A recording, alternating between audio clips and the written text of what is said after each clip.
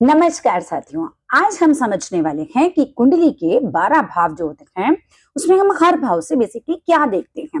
मतलब जैसे कुंडली में पहला भाव है तो हमें क्या क्या चीजें उससे देखनी है, दूसरा भाव है तो हमें उससे क्या क्या देखना है।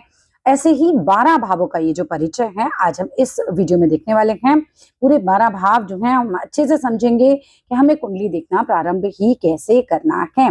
तो सबसे पहले हम ये देखते हैं कि कुंडली के 12 भाव कौन कौन से होते हैं, है ना। तभी हम इस चीज को समझ पाएंगे कि भावों को गिनते कैसे हैं। तो चलो सबसे पहले हम आ जाते हैं कुंडली की पिक्चर पे। अब आपके सामने देखिए कुंडली मैंने खोल दी, एक ब्लैंक कुंडली है। अब इसमें जैसे ही नंबर लिखे हुए हैं आप लोग अपने रजिस्टर में इसी तरीके से इसे बनाइए कि पहला भाव है ये दूसरा भाव है, ये तीसरा भाव है, ये चौथा भाव है, ये पांचवा भाव है, ये छठा भाव है, ये सातवां भाव है, ये आठवां भाव है, ये नवा, ये 10वां, ये 11वां और ये 12वां। आप एक एक करके मेरे साथ साथ अपने नोट्स में लिखते चले जाइए कि किस भाव से हमें क्या देखना होता है और हम कैसे पता लगाएं कि मान लो मुझे किसी की नौकरी के बारे में देखना है तो मैं किस भाव से देखूं, या मुझे देखना है बीमारियों के बारे में तो मैं किस भाव से देखूं। मोटा मोटी आज हमारा टॉपिक ये रहेगा। तो चलो अब इसका ध्यान रखना है कि हमें ये एंटी क्लॉकवाइज एक तो चलती है कुंडली, उत्तर भारतीय कुंडली जो है वो एंटी क्लॉकवाइज चलती है। क्लॉकवाइज तो इस तरीके से होता है, ये एंटी क्लॉकवाइज चलती है। क्लियर है। और दूसरा ये जो नंबर आपको यहाँ पर दिखाई दे रहे हैं, आपकी कुंडली में भावों के नंबर नहीं होते, आपकी कुंडली में राशियों के नंबर होते हैं। तो वो जो नंबर आपकी कुंडली में लिखे हैं उनसे कंफ्यूज नहीं होना, वो राशि का नंबर होता है। जो कुंडली में नंबर लिखे होते हैं वो राशि का नंबर होता है। अब ये काल पुरुष कुंडली कहलाती है जो मेष राशि की होती है। यहाँ समझ लो काल पुरुष कुंडली है। आप एक वर्ड अपने पास लिख लीजिए, जो लोग बिल्कुल स्टार्ट कर रहे हैं वैदिक ज्योतिष सीखना, आप समझो कि ये काल पुरुष कुंडली है। ठीक है, काल पुरुष कुंडली में वर्ड याद रखना है आपको। और काल पुरुष कुंडली जिसे विष्णु जी की कुंडली भी कहा जाता है वो मेष राशि से शुरू होती है। एक नंबर मतलब मेष राशि। तो मेष, वृषभ, मिथुन, कर्क, सिंह, कन्या, तुला, वृश्चिक, धनु, मकर, कुंभ, मीन, इस तरीके से ये चलेगा। अब हम चलते वापस अपने नोट्स की तरफ, जहां हम ये समझने वाले हैं कि भाई हमारा पहला भाव अगर हम देख रहे हैं तो मुझसे क्या क्या सीखेंगे। ऐसे ही हम 12 भावों को एक एक करके समझने वाले हैं। तो चलिए प्रारंभ करते हैं और वापस चलते हैं अपने नोट्स की तरफ। अब देखिए कुंडली का जो प्रथम भाव होता है, ठीक है, उसे हम लगन भाव भी बोलते हैं, उसे आप तन भाव भी बोलते हैं। तो इससे मोटा मोटी हम देखेंगे क्या, जिसका लगन हमें देखना है हम उससे देख सकते हैं कि ये व्यक्ति का शरीर कैसा होगा, मतलब इसकी कद काठी, रूप, रंग, व्यक्तित्व, पर्सनालिटी कैसी होगी, ये आप उसके लगन से देख सकते हो। देखो लगन कौन है, लगन को आप, लगन है आपकी पर्सनालिटी, आप दिखते कैसे हो। लगन से हमें ओवरऑल लाइफ में पता चलता है कि आप कितने हेल्दी रहोगे, आपकी हेल्थ कैसी रहेगी, आपकी जीवनी शक्ति कितनी है, आपके अंदर जीवन जीने का ऊर्जा कितनी है, हम ये देख सकते हैं। हम किसी का स्वभाव और व्यवहार भी कहीं ना कहीं आपके लगन से पता लगा लेते हैं। जैसे मान लीजिए कि कुंडली में लगन है सिंह, तो हमें पता चल जाता है कि इस व्यक्ति का स्वभाव कैसा होगा, लीडरशिप स्किल्स इसके अंदर ज्यादा होंगी। या हमें पता है कि भाई ये मीन लगन की कुंडली है, तो हमें पता चल जाएगा कि ये व्यक्ति जो है बड़ा शांत होगा। ये व्यक्ति ऐसा होगा जैसे जैसे पानी होता है ना, एकदम अच्छा, निर्मल, साफ दिल का, उस तरीके के होते हैं। आप देखो लगन से ही आप देख सकते हो किसी व्यक्ति का आत्मविश्वास कितना है, उसके अंदर आत्मबल कितना है ना, ओवरऑल वो उसके अंदर करेज कितना है, सेल्फ कॉन्फिडेंस कितना है। हम थ्रू आउट लाइफ की अगर बात करते हैं तो लगन से हम ये भी देख सकते हैं कि व्यक्ति को जीवन में कितना मान सम्मान मिलेगा, उसकी कितनी पहचान बनेगी। इनको हम और भावों से भी चेक करेंगे, लेकिन अगर ओवरऑल आपको देखना है तो आप यहाँ से देख सकते हो उसकी मानसिक प्रवृत्ति कैसी है, जीवन की दिशा क्या रहेगी उसकी। सिर और मस्तिष्क, मान लीजिए किसी के सिर में कोई प्रॉब्लम है या मस्तिष्क से रिलेटेड कोई प्रॉब्लम है, तो कहाँ देखेंगे हम, कुंडली के प्रथम भाव से देखेंगे। आयु के प्रारंभिक संकेत भी हम जो है प्रथम भाव से देखते हैं। और प्रथम भाव जो होता है हमारे संपूर्ण जीवन का आधार होता है, हमारा बेस होता है। इसी से आपको पता चलता है। अगर मैं कुल मिलाकर आपको 2 वर्ड्स में बताऊं, बहुत ही शॉर्ट में, आप क्या देखोगे, लगन से आप खुद को देखते हो। अगर मान लो आपके पास किसी की कुंडली आती है और वो आती है मेष लगन की कुंडली, तो आप उसे बता सकते हैं। वैसे तो मैं एक अलग वीडियो बनाऊंगी कि हर लगन जो होता है उससे हमें कैसे पता चलता है इस बंदे की पर्सनैलिटी कैसी है, बट एक आधा ले लेते हैं। जैसे मेष लगन की कुंडली के पास आपके पास कोई लेकर आया, तो आप समझ सकते हो कि ये व्यक्ति बहुत दृढ़ निश्चयी होगा।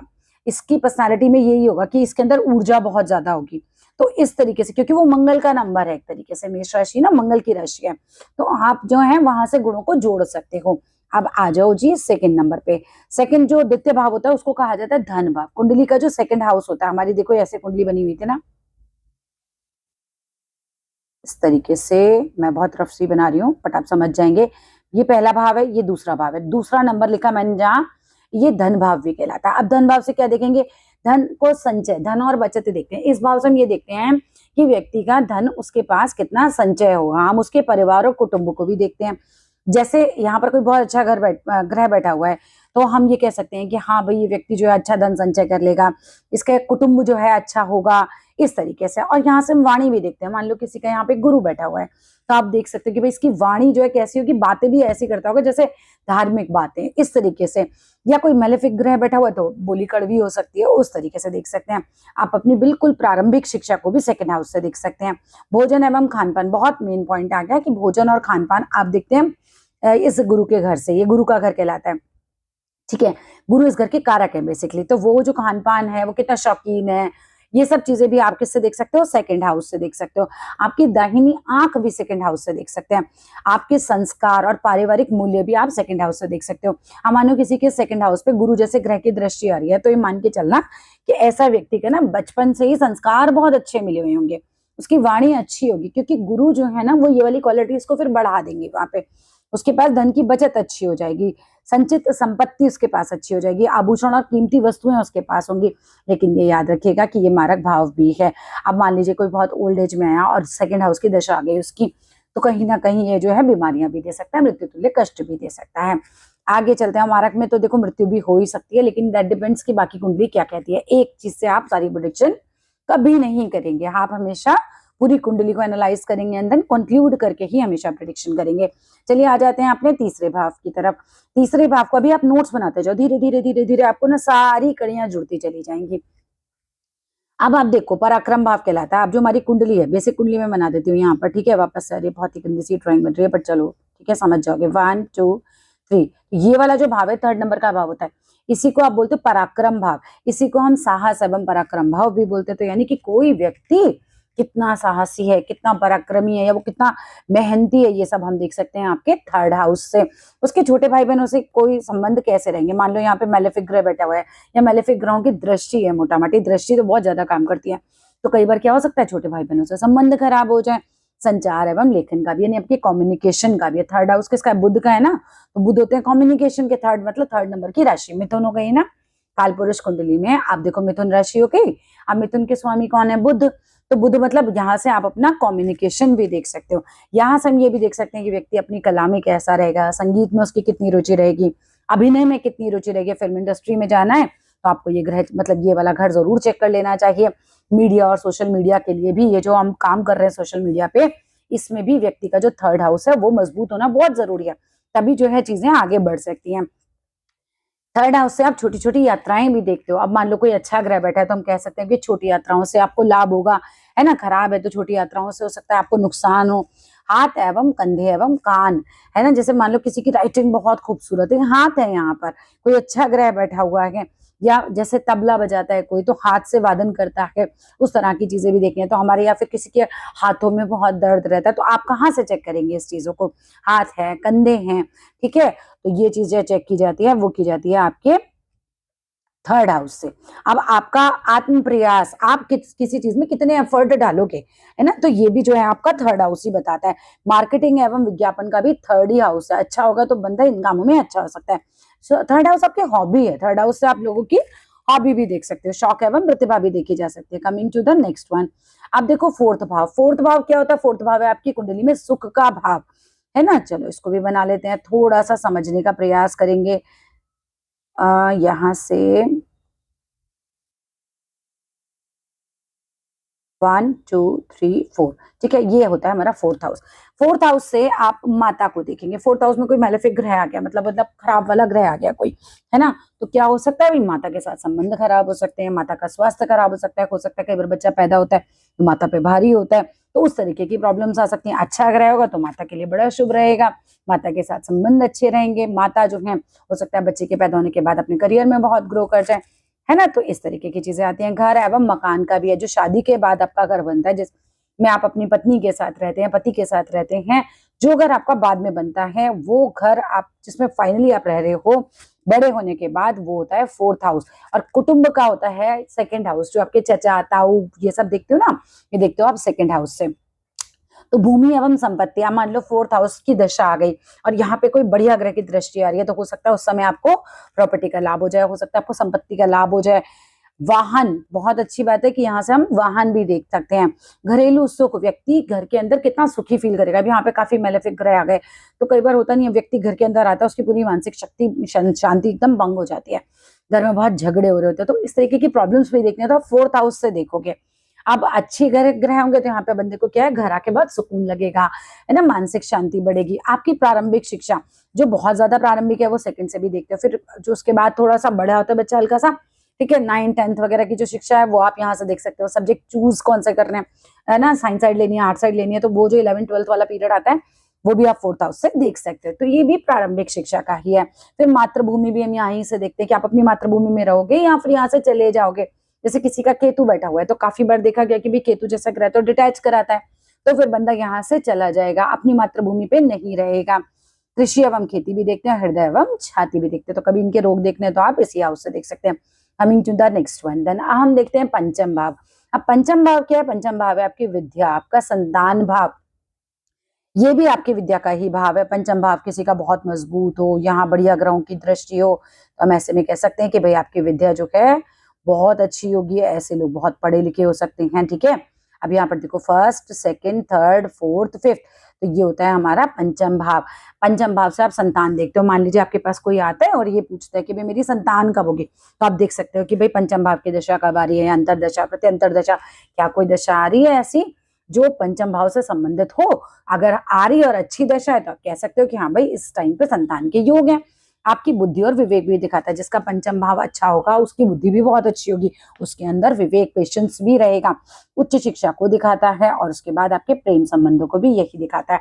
अब केतु बैठ जाए ना कई बार यहाँ पर पंचम भाव में, तो बहुत बार क्या होता है, लव अफेयर्स जो होते हैं वो टूट जाते हैं, शुरू शुरू में बहुत ब्रेकअप्स होते हैं। तो इस तरीके से हम एक एक करके ग्रहों को जोड़ना शुरू करेंगे बाद में कि किस भाव से कैसे ग्रह बैठे हो तो कैसे रिजल्ट देते हैं। फिलहाल हम समझ रहे हैं कि इस भाव से हम देख क्या सकते हैं। आप प्रेम संबंध भी इसी से देखते हो, लव अफेयर्स जो देखते हो। मंत्र सिद्धि एवं पूर्व पुण्य, देखो मंत्र सिद्धि इससे भी देखेंगे हम, एर्थ से भी देखेंगे बाद में अभी, ठीक है। तो जिसका ये अच्छा होता है तो समझ लो, जैसे यहाँ पर गुरु की दृष्टि पड़ रही है, गुरु बैठे हैं, इस तरह के जो ग्रह होते हैं ना वो सब बता देते हैं यही कि भाई आपके पूर्व जन्म में आपने बहुत अच्छे कर्म किए हैं, आपके पूर्व पुण्य हैं, ठीक है। फिर इसके बाद शेयर मार्केट एवं सट्टा भी देख सकते हैं। अब किसी का कोई खराब ग्रह बैठा हुआ है तो आप बता सकते हो भाई दशा आ रही है, शेयर मार्केट में पैसा मत लगाना, खराब है इस समय पीरियड तो पैसा डूब सकता है। और अच्छा आ रहा है तो आप बता सकते हो कि हाँ भाई ये टाइम अच्छा है, इस समय पैसा लगाओ और आपका पैसा उठेगा। आप सट्टा लगाने को किसी को नहीं बोलना है, शेयर मार्केट फिर भी चलेगा। रचनात्मकता यानी कि आपकी क्रिएटिविटी, आप कितनी क्रिएटिव हो ये भी हमें फिफ्थ हाउस से ही पता चलता है। लेखन एवं कला, लेखन वैसे मोटा माटी अगर हम लेखन को देखते हैं तो हम थर्ड हाउस से देखते हैं। प्रतियोगिता परीक्षा की योग्यता, आप में योग्यता कितनी है, सफल हो गया नहीं हो गया वो सिक्स्थ हाउस से देखेंगे, लेकिन आप में योग्यता कितनी है, मतलब कैलिबर कितना है, ठीक है, how intelligent you are for the same topic या फॉर द सेम एग्जाम, तो फिर वो चीज आपको देखनी है फिफ्थ हाउस से। सलाह देने की क्षमता, एडवाइस का है, गुरु क्या है, गुरु तो ज्ञान देते हैं, गुरु टीचर है, तो गुरु कहीं ना कहीं कंसल्टेशन भी देते हैं, तो फिफ्थ हाउस के कारक भी हैं, इसीलिए वो संतान के भी कारक हैं, वो बुद्धि के भी कारक हैं, वो उच्च शिक्षा भी दिलवाएंगे यहाँ से। अच्छे होंगे तो आपके प्रेम संबंध भी अच्छे रखेंगे, है ना, मंत्र सिद्धि में भी आपको अच्छा देंगे रिजल्ट, फिर पूर्व जन्म के पुण्य भी आपके अच्छे रहेंगे। शेयर मार्केट में अगर कोई बढ़िया ग्रह आ जाए यहाँ पर, उसकी दशा आ जाए तो आपका पैसा भी उठ सकता है। बढ़िया ग्रह है तो क्रिएटिव आप अच्छे से हो सकते हो। तो इसी तरीके की चीजें हमें यहाँ से फिफ्थ हाउस से देखनी है। चलिए coming to the next one, sixth house. ये हाउस थोड़ा सा मेलेफिक हाउस है, इसको हम बोलते हैं रोग ऋण और शत्रु का भाव। ये आपकी कुंडली के खराब भाव बोले जाते हैं, ठीक है, लेकिन यही भाव आपको प्रतियोगिता भी जिता सकता है, यही भाव आपको नौकरी भी दिला सकता है। यहाँ से आपकी नौकरी भी देखते हैं, यहीं से हम मुकदमे और वाद विवाद भी देखते हैं, तो यहाँ से हम ये भी देख सकते हैं क्या मुकदमे जीतोगे या हारोगे। अगर अच्छे ग्रह हैं और किसी का कोई मुकदमा चल रहा है और उसकी दशा आ जाए तो हम कह सकते हैं कि मुकदमा आप ही जीतने वाले हैं।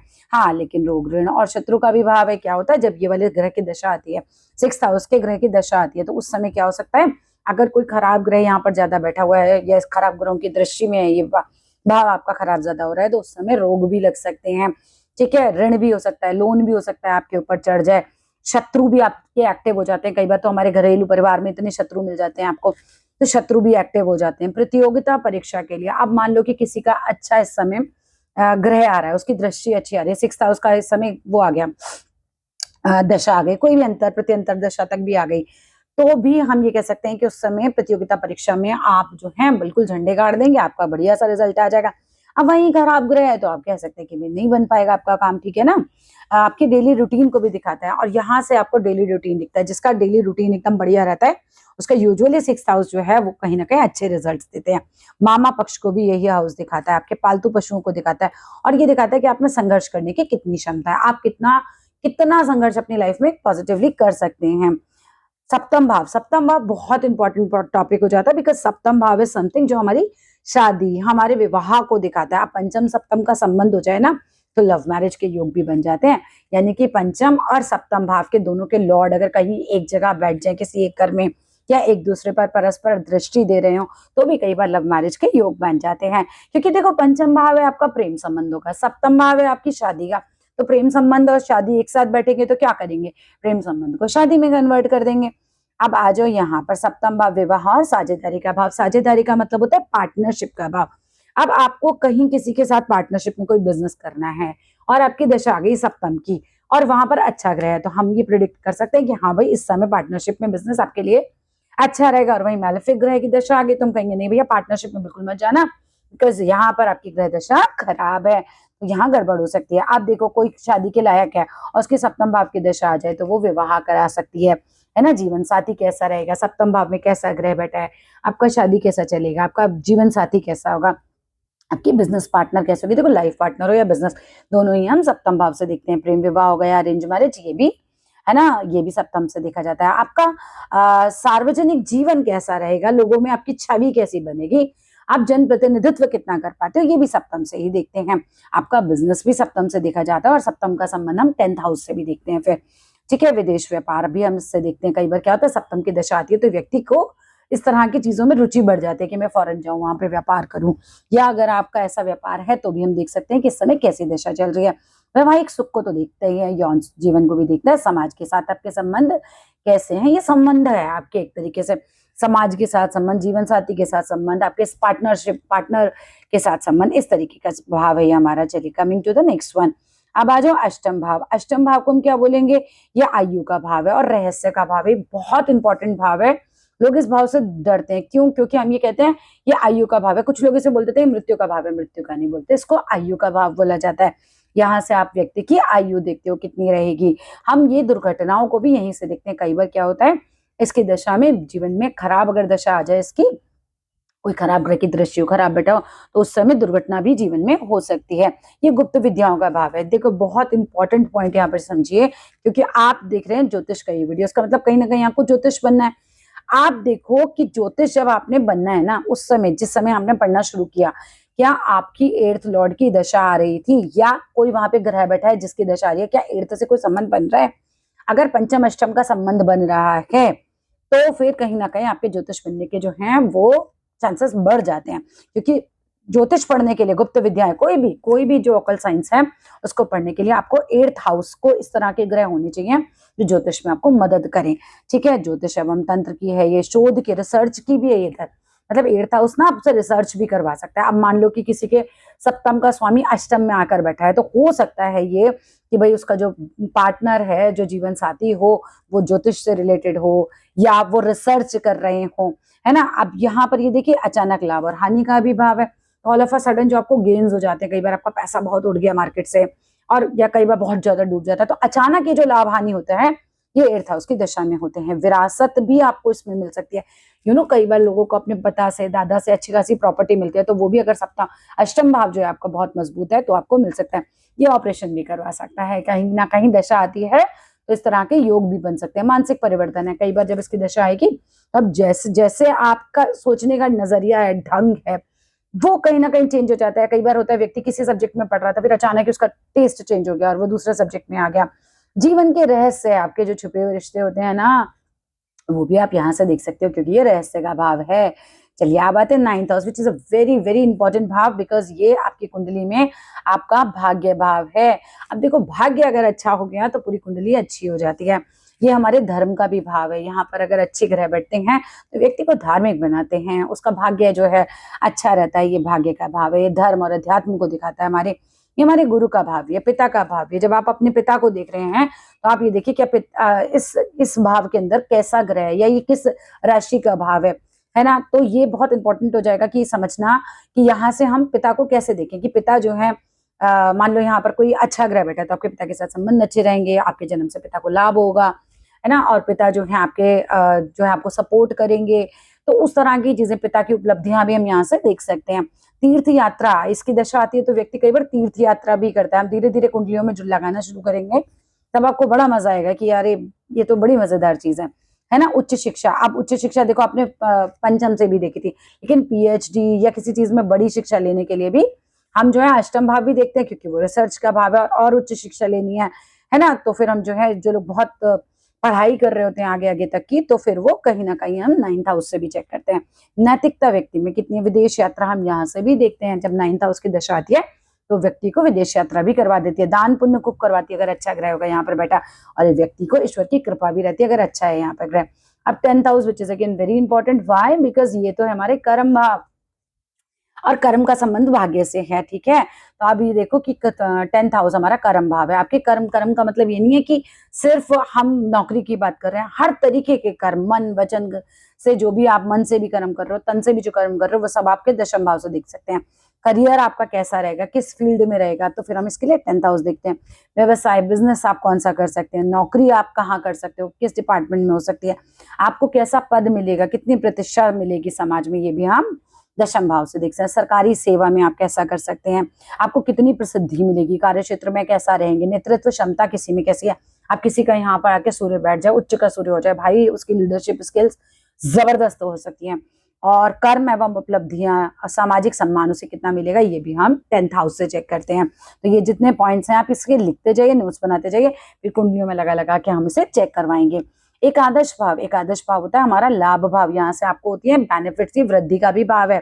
यहाँ से आय एवं लाभ देखते हैं हम जीवन में। अब यहाँ पे अच्छा ग्रह बैठा होगा तो आपको क्या करेगा, आपको जब जब इसकी दशा आएगी तो आपको कहीं ना कहीं पैसे का लाभ होगा, है ना, चीजों का लाभ होगा, इच्छाओं की पूर्ति करा देता है अगर यहाँ पे अच्छा ग्रह हो। और वहीं अगर खराब ग्रह आ गया तो आपकी इच्छाएं इतनी बढ़ जाएंगी कई बार कि आपकी संतुष्टि नहीं होगी कभी भी, है ना। बड़े भाई बहन का भाव भी अच्छे ग्रह होते हैं तो आपके भाई बहनों के साथ संबंध अच्छे होते हैं।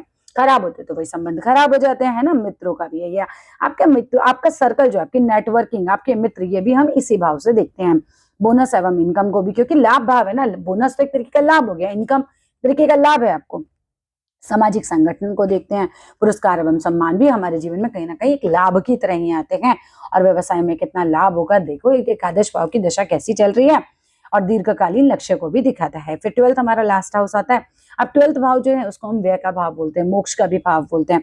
अब इससे हम देख सकते हैं कि व्यक्ति कितना खर्चा करता है। आपको ऐसा ग्रह आ गया जो आपसे, जो खराब है तो आपसे खूब खर्चा कराएगा, आपके आमदनी से ज्यादा खर्चा हो रहा है, पता चल रहा है, तो एक खर्च का भाव है। बल्कि इससे हम जब रिश्ते भी देखते हैं, चलो उसको बाद में जोड़ेंगे, ठीक है, अभी आप इतना ही याद रखो कि खर्च का भाव है, नहीं तो कंफ्यूजन होगा जो लोग नए हैं। ये विदेश का भी भाव है ना। जब इसकी दशा आती है तो इसमें भी कई बार क्या होता है, विदेश से संबंध बनते हैं, इंपोर्ट एक्सपोर्ट वाले जो होते हैं उनका भी कहीं ना कहीं बहुत एक्टिव रहता है। अस्पताल का भी भाव है इसकी दशा में, आप अस्पताल में पहुंच सकते हो। या फिर ये भी हो सकता है कि आपको डॉक्टर बनना है, आपको अस्पताल जाना है ना, तो अस्पताल में तो डॉक्टर भी जाता है, मरीज भी जाता है इसकी दशा में। अगर कोई डॉक्टरी की तैयारी कर रहा है तो बहुत संभव है कि उसका वहां से एग्जाम क्लियर हो जाए। जेल का भी है, एक तरीके का बंधन है, ये जो है ना, ये बंधन है। आप अस्पताल में जाते हो, वहां भी बंधे हो, लोगों से अलग हो जाते हो, अलग है ना एक तरीके का, है ना। अब जैसे जेल चला जाएगा तो वो भी पब्लिक से अलग हो जाएगा, तो इस तरीके से भी समझ सकते हैं। आश्रम और एकांत भी है, तो वही हो गया ना, अलग हो गए हम यहाँ से। तो जो लोग आश्रम चले जाते हैं तो उनका भी ये वाला भाव कई बार एक्टिव हो जाता है, मोक्ष का भाव। ये केतु बैठ जाए इसके अंदर आके तो बहुत बार एक आ जाता है कि आखिरी जन्म है इस व्यक्ति का, अब इसको यहाँ से मोक्ष प्राप्त हो जाएगा। ध्यान एवं साधना करनी है तो कई बार इस भाव की जब दशा आती है तब व्यक्ति इसमें लगता है। शयन सुख, या पति पत्नी के जो संबंध होते हैं, बेडरूम का सुख होता है, आपकी बेडरूम में नींद आपको कैसी आ रही है, वो भी जो है हम यहाँ से कहीं ना कहीं 12th हाउस से ही देखते हैं। गुप्त शत्रु भी देखते हैं हम यहाँ से। दान एवं त्याग की भावना आपके अंदर कितनी है वो भी हम यहाँ से देख लेते हैं। अब एक नजर में आप इन भावों का जो है पिक्चर भी क्लिक कर सकते हो। मोटा मोटा हम इनसे यही देखते हैं। जैसे लगन से आप क्या देखते हो, किसी व्यक्ति की पर्सनालिटी कैसी है, उसका ओवरऑल हेल्थ कैसा रहेगा। सेकंड हाउस से आप मोटा मोटा धन देखते हो, व्यक्ति कितना धन संचय करेगा, उसके पास कितना धन आएगा। हम उसके फैमिली कैसा है, वो जिसमें पैदा हुआ वो फैमिली कैसा, उसका कुटुंब कैसा, उसकी वाणी कैसी रहेगी। थर्ड हाउस आता है आपका पराक्रम का भाव है, उसका साहस कितना उसके अंदर, उसके भाई बहन कैसे हैं, उसको कम्युनिकेशन कैसा रहेगा। फोर्थ हाउस आपके सुख का भाव है, आपकी माता का भाव है, आपके, आप जिस घर में बड़े होने के बाद रहते हो अपनी पत्नी के साथ, पति के साथ, वो वाला घर है। आपका वाहन दिखाता है, आपकी संपत्ति कैसे बनेगी, उसकी दशा आगे तो अच्छी संपत्ति बन जाते हैं। 5th हाउस मोटा मोटा आपकी विद्या हम देखते हैं, हम संतान देखते हैं, वहां से बुद्धि देखते हैं व्यक्ति की कैसी है, आपका प्रेम देखते हैं और आपकी शिक्षा देखते हैं। रोग का भाव है 6th हाउस, रोग ऋण और शत्रु, इसको तो भाई इस वर्ड को याद कर लो, रोग ऋण और शत्रु, वो हमें देखने हैं 6th हाउस से। और नौकरी भी हम 6th हाउस से ही देखते हैं। किसी के बड़े अच्छे घर में बैठे हो, जैसे मान लो मंगल उच्च का बैठा हुआ है, तो फिर व्यक्ति को नौकरी करनी चाहिए, है ना, तो नौकरी में कहीं ना कहीं उसको फायदा होता है। विवाह का भाव है 7th हाउस, जीवन साथी, साझेदारी और व्यापार को अगर हमें देखना है, पार्टनरशिप कैसी भी है, लाइफ पार्टनर या बिजनेस पार्टनर, वो हम देखते हैं 7th हाउस से। 8th हाउस से आप आयु को देखते हो, रहस्य को देखते हो, शोध रिसर्च को देखते हो, किसी को रिसर्च करनी है तो देखो उसका 8th हाउस कितना एक्टिव है, राइट। 9th हाउस है आपका भाग्य का, धर्म का, गुरु का, पिता का। 10th हाउस है आपके कर्मों का, है ना, कि आप क्या कर्म कर रहे हो। पैसा कमाने के लिए भी कर्म हो सकते हैं, और आपके नॉर्मल कर्म जो होते हैं, जैसे लोग कोई दान पुण्य वगैरह करते हैं, तो अच्छे कर्म है या खराब कर्म है, कैसे कर्म करेगा, अपने काम में कैसा रहेगा, अपने व्यवसाय में कितना काम करेगा, तो इस तरह के कर्म जो है, आपका करियर एक तरीके से मोटा मोटा आप 10th हाउस से देखते हो। लाभ भाव है 11th हाउस, तो आय, मित्र, इच्छा पूर्ति, ये सब आप किसी की देखते हो कि भैया कितनी आय रहेगी, कैसी आय रहेगी, तो ये आप 11th हाउस से देखते हो। और कितना खर्चा करेगा, यानी 11th से आएगा 12th से जाएगा, बस ऐसे समझ लीजिए। तो ये व्यय भाव है, एक खर्च भाव है, विदेश भाव है, मोक्ष का भाव है, एकांत का भाव है। इस तरीके से हमारा ये वीडियो होता है फिनिश। आई होप वीडियो अच्छे से समझ में आया होगा। देखो अच्छे से समझ आए तो please do like the channel, subscribe the channel. मुझे जरूर कमेंट बॉक्स में बताइएगा कि आप ये शिक्षा कहाँ से ले रहे हैं ज्योतिष की, और जैसा भी आपको लग रहा है मुझे जरूर कमेंट कीजिएगा। Thank you so much for watching complete video. Thank you.